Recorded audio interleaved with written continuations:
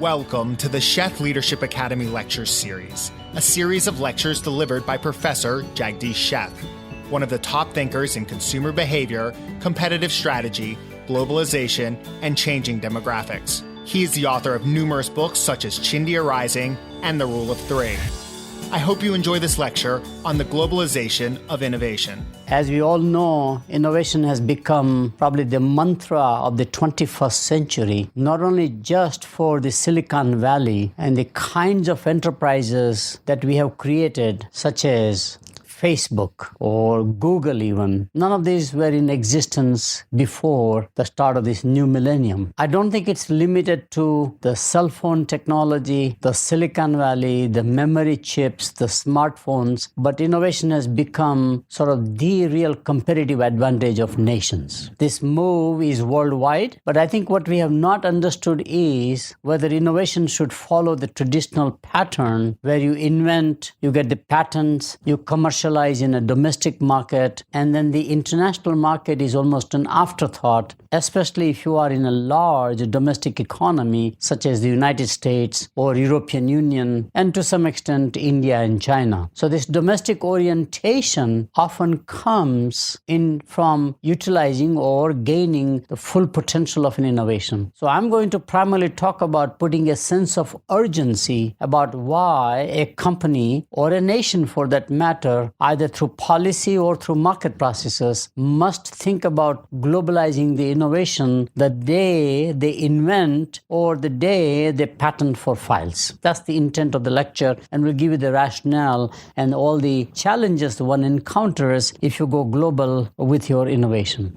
The move toward globalization of markets is pretty real. This has happened since the last energy crisis in I would say in 1974 to 78, which was a transformative change worldwide. The world became stagnant from economic growth. Nations began to agree that what matters is trade as a growth engine as opposed to GDP per se. Liberalize the markets to open up for each other or to open up for competition, not just the domestic entrenched players, but foreign competitors competing in domestic markets. We saw the abolishment of the GATT, the General Agreement of Trade and Tariffs, replaced with WTO. We saw this worldwide movement of privatization, liberalization of industries that were never supposed to be other than regulated monopolies or state enterprises. So the globalization move that began to take hold from, let's say, late 80s, early 90s, now it's real. You cannot have anything other than a global mindset up front. I will here talk from the innovation perspective primarily, as opposed to globalization from a policy perspective or macroeconomic perspective.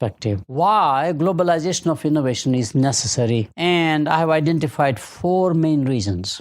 The first one is what I label as hyper competition. Competition is now, as I mentioned, both from domestic and global competitors. So you take examples like Samsung, out of nowhere begins to compete with Nokia, which begins to compete with BlackBerry and has taken the market away. And in the long-term race, a marathon race between Apple and Samsung, from this vantage perspective, there is no question that Samsung should win the game because Samsung is already thinking global up front, whereas Apple is saying, all right, we invented great products like iPod, iPhone, and iPad, all world-class products, but only from the American market perspective, marketing only in America rather than on a global basis.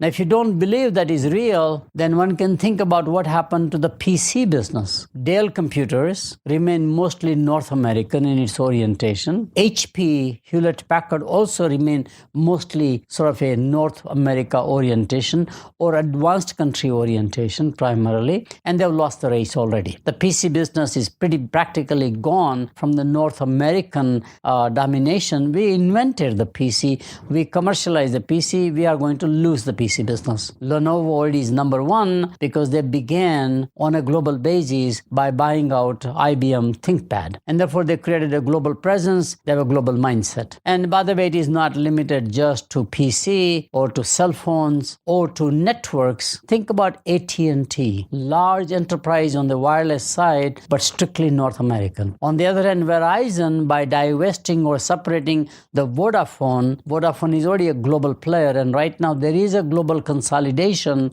or a global rule of three that's emerging, and therefore competition is very hyper competition, and jury is out whether AT&T, without a massive acquisition someplace in the world, probably may lose out from being a global player.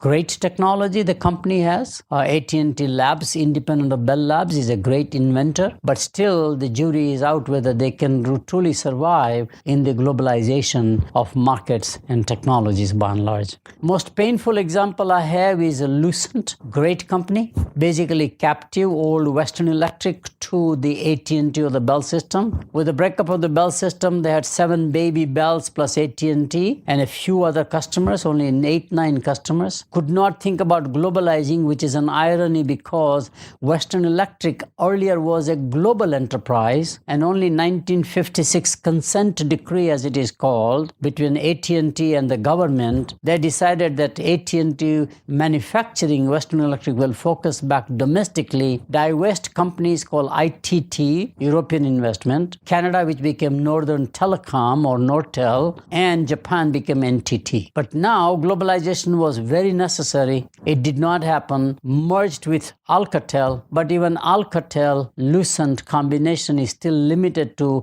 advanced countries, and they're not into emerging markets. And out of nowhere, Huawei Technologies has come in and has taken the market away as the largest telecom infrastructure manufacturer. Same thing about the T. Tata T is number 2 out of nowhere and has a huge backward integration advantage of plantations of their own. Fascinating to see. Here is Unilever, which is a global enterprise, but somehow has not been able to think through properly about its global architecture, and Tata Tea is now becoming number 2. So competition is very hyper, and therefore you have any innovation, you cannot simply say, I will do the old skimming strategy, selectively invest in capacity, selectively market, keep prices high, and then gradually move to international markets with lower price points. Those theories are becoming obsolete because of the globalization of the markets by and large. Related to that one, especially in the digital technology, is what I call economies of scale and speed. What matters in digital technology is not just the scale, but also speed. And that's because the marginal cost is so little. Everything is fixed cost. To recover the fixed cost, you not only need scale, but you need scope, which is the world market, but also you need the speed. Those 3 things have to come together. And that's why a typical company in a Napa Valley, where we have the notion of growing wine at my pace and I define the time when I will market the wine, how do you go to Silicon Valley? Just to give you a little more anxiety into the lecture, I already forecasted that by 2020, which is not too far from now, Silicon Valley will become and shift to Shanghai Valley. Shanghai will become, and that valley area, Shanghai area, will become larger semiconductor, hardware, software, application excitement than what we have seen in the Silicon Valley, which itself is a rise only from early 80s anyhow. Very fascinating. So that quickly is going to happen. And therefore, how do you go from Napa Valley to Silicon Valley? This is happening across industries. So economies of scale and speed is the other reason why hyper competition is emerging, and especially in technology industries. So if you are a Google, if you are Facebook, if you are any one of the social media, you have to think global upfront to have your innovation benefited or shared by everybody in the world. Second main reason, and which is non-traditional, is the breakup of the big corporations if they are diversified business groups. Or even if they are not as diversified, the spin-off values or breakup values are greater than the stock market value of the parent company by and large. And so you saw recently Kraft Foods breaking it up from Mondelez, which they acquired Cadbury chocolates people, for example, and then merged them together. But they decided now that the traditional businesses they have are slow growth and the newer businesses are high growth. The two growth strategies don't mix average out very well from an investor viewpoint, created Mondelez as a separate corporation. I have seen that at Wipro, the consumer care side is spun out. Wipro has become purely IT company out of India, while they began primarily as a vegetable shortening company and a toilet soaps, etc. They have gone back that diversified Wipro consumer care, as it is called, and have gone global upfront. And of course, this is not a technology story. It's a story about enterprises, but quite often the breakup of the businesses requires to think global, and any innovation that you have, take it worldwide. The third reason why globalization of innovation is critical is the growth of emerging markets. Global growth opportunities are enormous out there, and you can't simply do it in a selective way. So emerging markets themselves are very big. Both cell phones and automobiles, they are the biggest markets, China specifically, and China and India together. China and India together alone on purchasing power parity measure, which is the buying power versus per capita income, will become a $10 trillion consumer economy alone by 2020. And in a GDP way, that would be at least about 5 trillion roughly is the estimate in terms of converting the ratio between PPP-based calculation versus the GDP-based calculations. So it's a large, potentials are in markets that generally we have not taken our innovation for fear of risking intellectual property rights, for fear of having no political acumen to serve in these countries, having a fear of not knowing how to partner with local partners, whatever the reasons are. And similarly, there's an enormous growth that's happening in mature products like pharmaceuticals to go from proprietary to generic, all prescription, or to go proprietary to over-the-counter, which is non-prescription market. And those are phenomenon opportunities. So you have huge prescription drug industry turning on its head now, and all the legitimate large companies are now becoming also producers of generic products, not just Indian pharmaceutical companies, but we are talking about Teva out of Israel, largest generic company. We are talking about more traditional companies out of America or Europe. Have you seen the rise of private brands now? Interesting. Private brands are growing worldwide. These are either store brands, not by store name, but captive to a given distribution, or a new private brands that are come about, which have a very different marketing process. They don't want to advertise in terms of mass media. They want to be anchored to certain retail distribution channels or online for that matter. And that's a very, very interesting area for growth. And the last reason why innovation or globalization of innovation is becoming increasingly necessary is because in the race for innovation in general, there are only few winners and lots of losers. New product failure is just dramatic, even today. And we still don't know why most innovations fail. So what I will do now is to think about, give you a structured presentation on why most innovations fail, and as you go globalize, what should be the strategy with which to globalize your innovation. Most innovations fail in the marketplace. Examples would be Betamax in the days of VCR, for example. Examples would be Iridium, which is a satellite-based communication that failed miserably, and the cell phones took off. Betamax failed. On the other hand, the counterpart, technology was created because there was a consortium of companies and they decided to go global, whereas Sony wanted to do its own vertically integrated business on a great technology, but it got limited primarily to the professional market essentially. Most successes in innovation are by accident and less by business plans. This is my consistent observation, that even if we succeed, most fail, but even if you succeed, most of them are sheer by accident. And for example, the cell phones, when I was working at the early stages years of commercialization of the cell phone industry from Bell Labs and AT&T, estimates by everybody was that we will have in year 2000 maximum potential of only about 950,000 subscribers. You know how far wrong we are? We have to add several billions to make it right. Today, the total number of cell phone users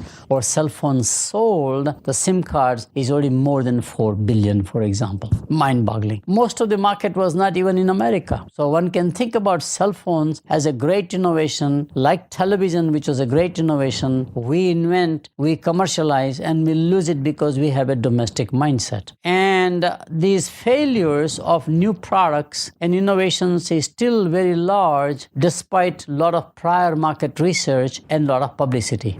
So we know about Segway, great innovation. Environmentally, it's very good from a sustainability viewpoint. Segway is the motorized way of going around in a short distances, but failed miserably because it was just too expensive. So affordability was an issue.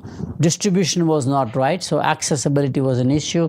So it is now primarily becoming a niche company, essentially. And similarly, Tata Nano, with big fanfare, they announced with the notion that they will have a car under $2,000 equivalent, and this was to compete against basically the whole family going on a motorcycle or a scooter, etc., with the husband driving, wife sitting in the back, or 2 children actually riding on the same thing, and some bags in rains, totally unsafe. So Tata came out with a brilliant idea, but it failed miserably because they put it as a cheap car. And people who want to buy a car, they don't want to buy a cheap car. They want to buy a car that everybody else will consider as an appropriate consumption or a conspicuous consumption. And so Tata Nano concept is coming out in a different way. Many companies are moving into small car market. For example, Nissan has done that thing very well. Ford Motor Company is doing very well.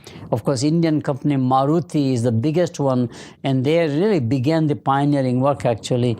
So in many ways, despite prior market research and huge publicity, Tata Nano is declared as a failure because of the positioning that they did. It is also a universal phenomenon across both emerging and the advanced economies. In other words, the innovation failure in the marketplace is not just limited to advanced countries, but it is also equally prevalent to emerging markets. So the question back to the table is why most innovations fail. In my exhaustive research, reviewing all of the things that scholars have done, consultants have done research, etc., putting it all together, I find that there are 6 main reasons why great innovations fail in the marketplace. And we have to go back to that really most insightful comment made by probably one of the greatest management thinkers of the 20th century, Peter Drucker, when he said there are really only 2 functions of a business: innovation and marketing. While we know how to innovate from a science engineering viewpoint, as well as breakthrough technologies, especially computerization of everything to do, like a CAD/CAM technology, all that stuff where I don't have to do manually drawings, but it's all computer-assisted design, computer-assisted manufacturing, we are still quite weak on the marketing side. So these are mostly due to market failures. The first major reason is just poor performance. The product functionally doesn't work, even though you have innovated, you were in the excitement of introducing it, or preemption, first mover advantage, come out with a product that doesn't perform well, and market tries to use it and then basically gives up. Concorde supersonic was in that category. It was designed pre-energy crisis, had no idea about the impact of energy crisis of 74, 78. It would have never made money for any airline. The 2 airlines that were almost forced to buy, because it's a part of the consortium, were the British Airways and the Air France, for example. Great plane, but there is no performance for the carrier, in this case primarily the airlines. Failed miserably. Of course, they had a safety problem eventually. It was a noisy plane, first of all, more like, of course, a typical jet fighter kind of a thing, pretty much, but as a passenger consumer market, it did not do well. A second one is lack of relative value. In other words, you may have the product work very well, but its economics are not favorable compared to existing alternatives. So here's a great invention by DuPont called Corfam, which is basically making shoes, breathable shoes, out of chemicals. Works better, lasts longer than leather shoes, but they never really understood the price competition that will come from shoe leather manufacturers worldwide. And as you know, many countries that used to be strong in leather goods like Italy or Brazil to some extent have exited at the low end of the market and have gone to more luxury type, leather goods primarily up a higher end market. And so Corfam died in the process. They got a great, I think, a military contract to survive in the short run, but the mass market didn't accept it. There was just lack of relative value. Many products I find out there newly created simply don't have the economics of value creation built into them properly. In other words, not only should you have a better product, but it should be cheaper than existing alternatives to create a value for the customer. So that's really the second main reason. The third one is very pervasive, which is usage incompatibility. We think about the buyers in the marketplace, but somebody has to use the product. In the household market, it's the consumer themselves. In the B2B, there are office users and factory users. So the new innovation has to be compatible into the ecosystem. And I've done the examples where we design the products without knowing how it will fit into that ecosystem after the purchase. One of the best examples I know is dishwashers. Dishwashers were designed before we could have a 220 voltage, distribution. We only have 110 in this country. It requires enormous energy. It requires huge water, hot water especially, and most homes didn't have the hot water tank to use that much, etc. In the early days, you might remember it was a portable device because kitchens were already built. So you actually had two, faucets that you attach to the dishwasher, bring it closer to the sink in the kitchen and wash your laundry. Totally incompatible with the existing use. And ultimately, the only way dishwashers finally took off was to have it built into new construction, whether those are apartment houses or single-family dwelling homes. So usage incompatibility is my favorite among all this, by the way, because it is non-obvious. Next one is perceived risk. Every innovation has some risk or the other. So these risks are very key to understand, and we have generally talked about 3 risks in the academic world. There are 11 risks, technically speaking, but the 3 big ones are economic risk, performance risk, and social risk. And therefore, a product that does not fit into the risk profiles properly seems to not succeed in the marketplace. Irradiated foods is one of those classic examples where even today, despite all of the precautions and the safety, people don't trust food with radiation. And therefore, its usage has been very slow. And in fact, there's a lot of non-disclosure. You get your fruits and vegetables treated with radiation, but they will not label its radiated product. Same thing, organic milk will be radiated, but they don't label it. In fact, they will call it ultra pasteurized or something like that, because average consumer has a enormous fear of having physical risk in this case about being contaminated by radiation. I worked as an advisor and an advisory board member on a company, which is, I still remember, is fascinating, which is called a gray zone. University of Illinois chemistry professors had come out with a chemical where if you mix it with a cow dung and put it in a drum like a cement mixing drum, it becomes a feed back to the cow. Product works. It is certified by all of the certifying agencies. Basically, the chemical takes bacteria out of the waste. And cow's waste has still a lot more nutrition, lot more energy as they call it. Everything is there except for bacteria. So if you eliminate bacteria, it becomes a great feed, relatively cheap. But it ran into 2 main problems. One is the usage incompatibility. How do you collect cow dung in a large grazing Texas land? If you go to King Ranch, they probably have a total of 1 million acres, and out of which maybe 500,000 is just for cattle grazing. So you don't know how to run after the cattle to catch the cow waste or cow dung. Even if they put in a typical milking time where the cows will have cow waste, it was much harder. But even if you surmount that difficulty, Think about the view of the food nutrition person at a major cattle ranch. She would absolutely refuse to accept this as a product because she believes if the word gets out that the cows were fed by their own cow dung, there will be no market out there. Interesting, right? So you have the social risk that is involved besides sort of a functional risk in some fashion pretty much. So that's a very interesting example.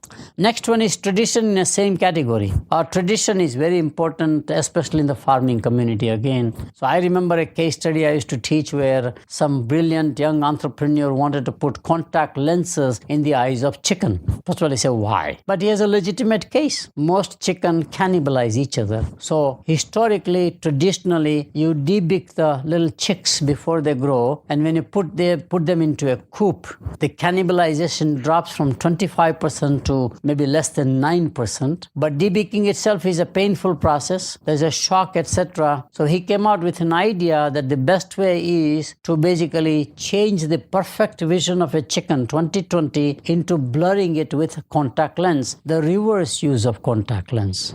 And he got the contact lens from Bosch and Lomb or some such company. Now, how do you put the contact lens in the eyes of the chicken? That was possible. So chickens, where they don't see the size of each other, don't cannibalize. That was his theory. And it worked in experiments.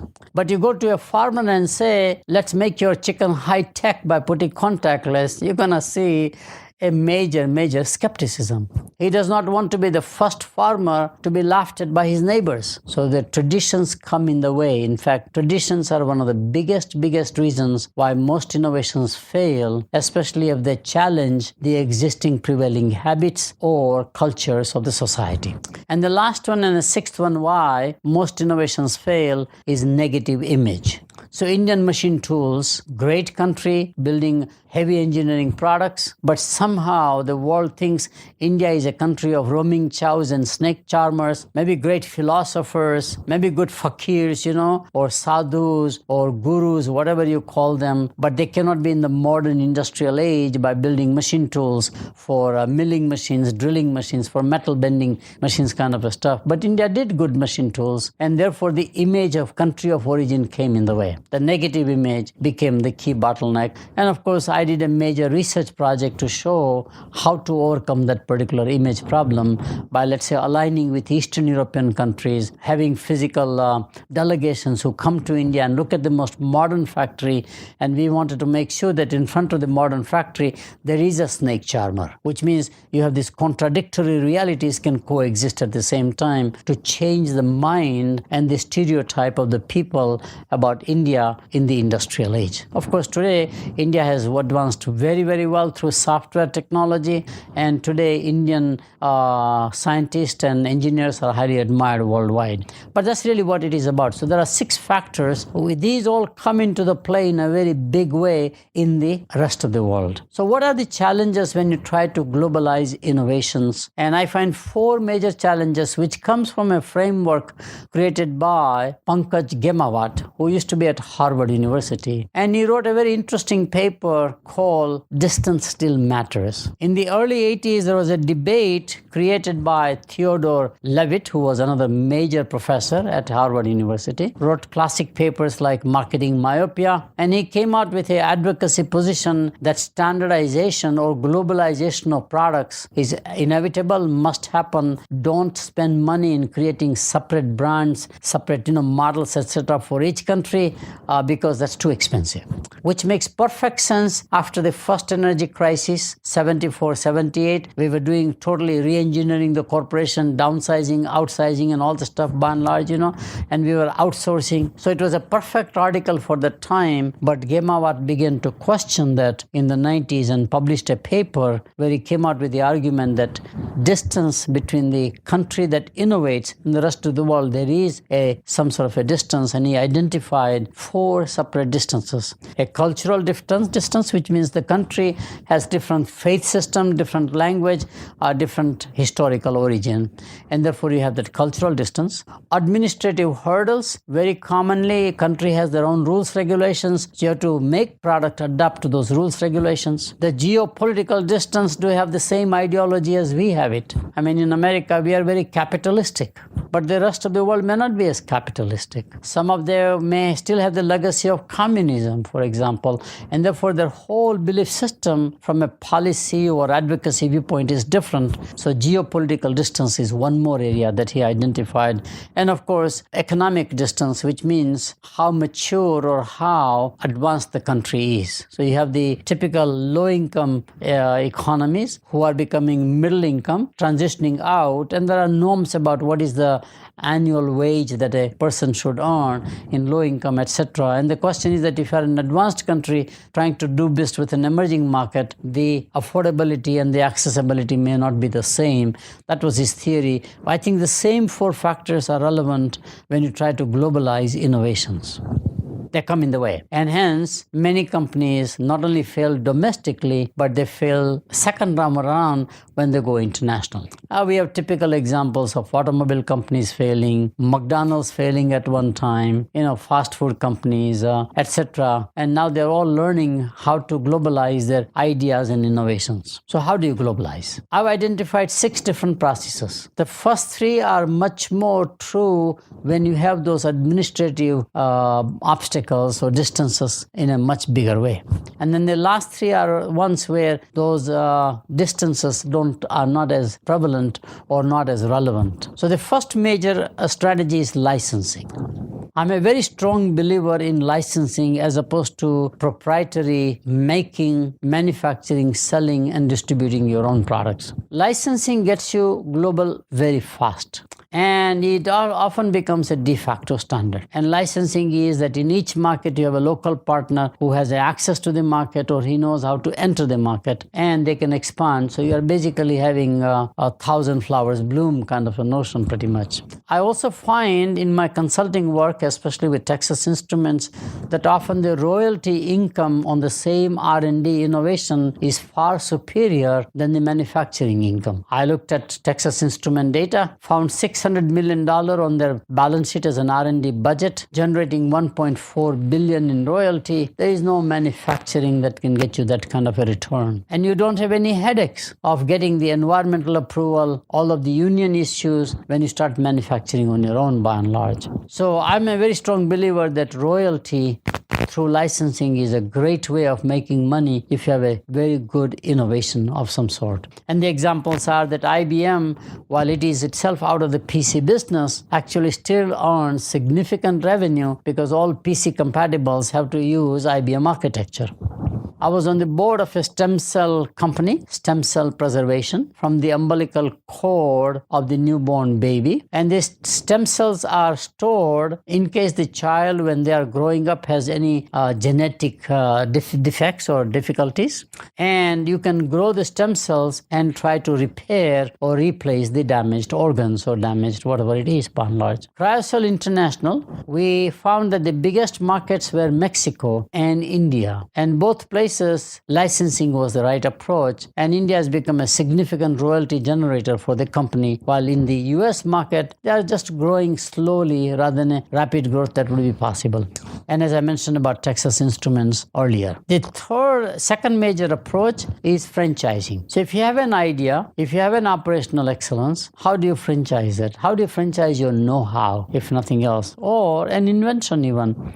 So more control over the innovation and the brand associated with it if you franchise it. Usually franchisor writes a very tough contract with each of the franchisees about what the franchisee can and cannot do. So the examples are Starbucks in China, Coca-Cola in China. Coca-Cola is a bottling franchisor. And franchising is my next favorite model. Third one is contract laws are more enforceable globally. In other words, under franchising, you have a relationship which is contractual, and those are more enforced worldwide, whether you are in the British legal system or the American legal system or the German legal system. So contracts are more enforceable, as McDonald's will tell you about the contract they sign with the franchisee. Kentucky Fried Chicken, KFC has the same thing. The third major way to expand rapidly globally for your innovation is joint ventures. Good for capital intensive industries. If you want to make a aerospace industry, licensing the technology to some emerging market, the cost of starting out the plant is massive. as it will be true in movie making, whether you are a Sony or a Disney as a movie maker. So it requires capabilities across the whole value chain, and industries like aerospace and automotive have learned to start as joint ventures, and then eventually, if markets are relevant and appropriate, push out the local partner, for example, the franchisee, as it has happened in the case of Coca-Cola exiting India at one time, as it has happened, in fact, in many of the franchisors walking away from the market because they find that they don't have a complete value chain, or the amount of capital required to invest is just not possible. So General Motors goes to China in a joint venture, and the Chinese partners take all the risk. Chinese partner invest capital along with GM, and that's the kind of a business plan that you create, right? So aerospace and automotive are famous for joint ventures. Invent here, market there. This is a new thing I have discovered as a very important strategy for globalizing innovations. Many innovations find unexpected markets, which has been a theme running through the whole presentation. And global opportunities are often an afterthought. Most companies start domestically, mentally.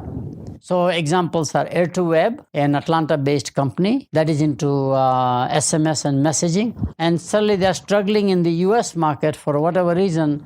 In India, they are a major growth market. They have learned how to do it in India, particularly by inventing in America, but marketing over there. And the Grameen Bank, which began in Bangladesh under the social enterprise Nobel Prize winner Muhammad Yunus. But Grameen Bank now working there is coming into the US in all major cities, primarily to lend money to lower socioeconomic social entrepreneurs by and large. And next one is think local, act global. I talked about Theodore Levitt, or Ted Levitt as we used to call him, advocating standardization of innovations and products worldwide, creating centers of excellence. You had a counter reaction that led to a phrase called glocal. How do you localize a global innovation by and large? Today, it is not think global, act local, but it is just the reverse. Think local, act global, especially in foods and beverages, because the variety is enormous. If you just go to any emerging market and go to a local bazaar, what you find in one market, only 4 or 5 kilometers away, in another market, you will not get the same produce, you won't get the same products here. And there are some world-class brands and products that one can take out of the very local nature and make it into global. So I find that very fascinating. Starbucks, surprisingly, is that idea. I mean, you have the Italian coffee shops where you sit outdoors in southern Italy, because it's a warm and nice Mediterranean climate. And Starbucks, the idea was brought over here, and basically the rest is history. Fanta was a great Italian brand of soft drinks. Inca Cola, another great brand for Latin America, mostly from Peru. And today both are bought out by Coca-Cola to make them global brands, essentially. A single-use shampoo is a very common example we have given. Begins by a social entrepreneur in India. From a rural market becomes metro success. And then eventually it has gone to Mexico and other emerging markets. Especially Mexico, I'm told, is their single largest profitable market, actually. And of course, in alcoholic beverages, we have an enormous local variations or variety depending upon what you grow as, let's say, the raw material ingredients, the grapes, but also in the local taste in some fashion. And I think that's a key area to understand. And the last one is a very recent strategy people have talked about called reverse innovation. In other words, you really have the flow of innovation begin opposite. A typical innovation in the Western thinking has been to start with the military as the customer, co-design, co-develop. And in many countries, especially in the US, the military does not want to be in the manufacturing business.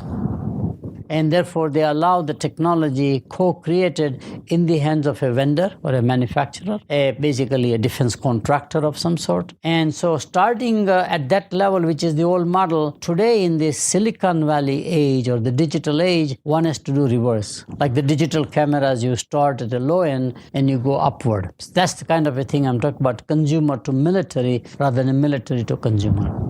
Second one is from affluent consumers going into base of the pyramid under or $2 per day income consumers. This is reverse.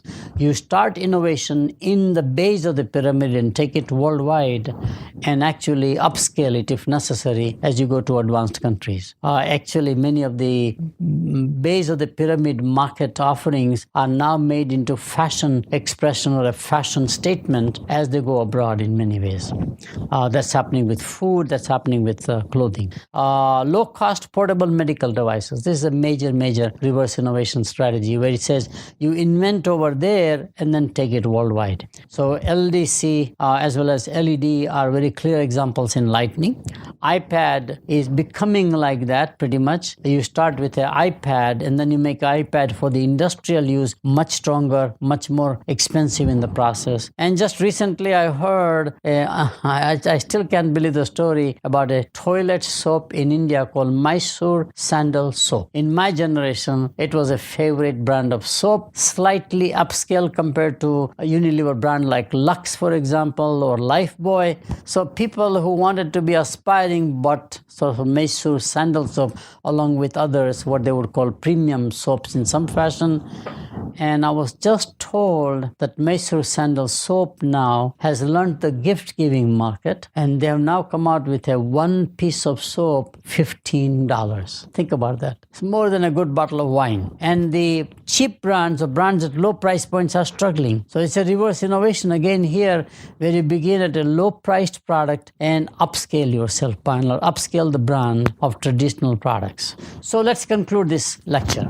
My view, it is becoming increasingly necessary to globalize innovations. It's not your choice anymore. Don't even think about it twice. And this is due to hyper competition, corporate spin-offs, global growth opportunities, and leveraging successful innovations.